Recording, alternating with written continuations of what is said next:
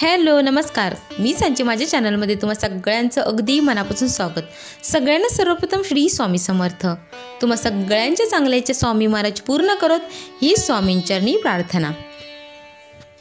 मंडळी, आषाढ अमावस्या अर्थात दीप अमावस्या यंदा आलेली आहे 4 ऑगस्टला आणि या दिवशी लहान मुलांना एका खास दिव्याने ओवाळलं जातं.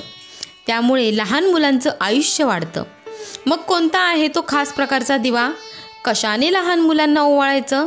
चला तर मग जाणून घेऊया. पण त्याआधी चॅनलला अजूनही सबस्क्राईब केलं नसेल तर चॅनलला सबस्क्राईब नक्की करा. आषाढापासून कार्तिकेपर्यंत प्रत्येक दिवस हा उत्सवासारखा साजरा केला जातो. प्रत्येक दिवसाचं महत्त्वही वेगवेगळं आहे. जसंही आषाढ अमावस्या हा दिवस दिव्यांची आवस या नावाने देखील ओळखला जातो. या दिवशी घरातील लहान मुलांना कणकेच्या दिव्यांनी ओवाळलं जातं. आषाढ अमावस्येला घरातील सगळ्या दिव्यांची पूजा करतो. मग तो छोटा दिवा असो किंवा मोठा दिवा असो, समई किंवा पंती अशा सगळ्याच दिव्यांची पूजा केली जाते. थोडक्यात काय तर घरातील सगळ्या दिव्यांना त्या दिवशी कणकेच्या दिव्यांनी ओवाळलं जातं. आता हे कणकेचे दिवे कसे बनवायचे?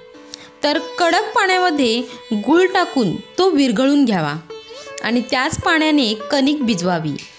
कणिक भिजवताना त्यात थोडंसं मीठ आणि साजूक तूप नक्की टाकावं. त्याचबरोबर थोडासा रवाही टाकावा आणि हे सगळं मिश्रण एकत्रित करून चांगली घट्ट अशी कणिक भिजवावी आणि त्यापासूनच छोटे छोटे दिवे बनवावे. ते चांगले वाफवून घेऊन थंड झाल्यावर त्यात तुपाची फुलवात घालावी आणि याच कणकेच्या दिव्यांनी घरातील इतर दिव्यांना सुद्धा ओवाळावं. आणि या प्रकारे दिव्यांना ओवाळून झाल्यावर कणकेच्या दिव्यांनी आपल्या घरातील लहान मुलांना ओवाळावं आणि औक्षण करावं. भारतीय संस्कृतीमध्ये दिवा, वात यांना अतिशय महत्त्व आहे. प्राणाला सुद्धा प्राणज्योत म्हटलं जातं. दीप म्हणजे काय तर प्रकाश. जिथे प्रकाश असतो तिथून अंधाराला काढता पाय घ्यावाच लागतो. अंधार म्हणजे काय तर संकट. जिथं तेज असतं तिथून संकटे घाबरून पळतात. असंच तेज आपल्या मुलांना मिळावं आणि प्रत्येक संकटावर मात करण्याची शक्ती त्यांना मिळावी यासाठी कणकेच्या दिव्यांनी लहान मुलांना ओवाळावं. आजची मुलं ही जबाबदार नागरिक असतात. त्यांच्यावर योग्य असे संस्कार व्हावे यासाठी धर्मशास्त्रात सांगितलेला संस्कार विधी आहे हा. या विधींचा संबंध थेट कृष्ण कथेत सापडतो.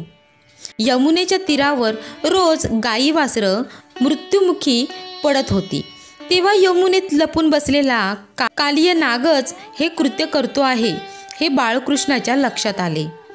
त्याने यमुनेत उडी टाकून कालिय मर्दन केले. त्याच्यावर स्वार होऊन त्याला वश करून बासरी वादन करत गोकुळवासियांना भयमुक्त केले. म्हणून यशोदेसकट सर्व सुवासिनींनी गोपाळकृष्णाची दिव्यांनी आरती केली. त्यांना ओवाळलं आणि त्याच्यासारखंच तेज, धैर्य आपल्याही मुलांना मिळू दे अशी प्रार्थना केली. तेव्हापासूनच ही प्रथा सुरू झाली. हा प्रसंग आषाढ अमावस्येला घडल्याने त्या दिवशी त्या रात्रीला दिव्यांची आवस अशी ओळखली जाते. यासाठी श्रावणात ज्योतिपूजनाला गोपाळकृष्णाची मूर्ती पाहायला मिळते. त्यांची मनोभावे पूजा केली जाते.